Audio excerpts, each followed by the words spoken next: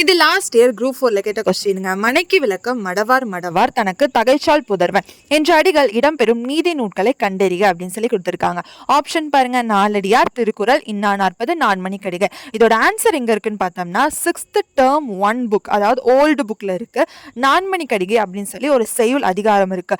மனைக்கு விளக்கம் மடவார் மடவார் தனக்கு தகைச்சால் புதல்வர் அப்படின்னு கொடுத்துருக்காங்க. அப்ப இதோட ஆன்சர் என்னன்னு பார்த்தோம்னா நான்மணி கடிகை தான். நான்மணி கடிகையோட ஆசிரியர் வந்து விளம்பி நாகனா. விளம்பி அப்படிங்கிறது வந்து ஊர் பெயர், நாகனாருங்கிறது தான் அவரோட ஒரிஜினல் பெயர் அப்படின்னு வந்து சொல்றாங்க.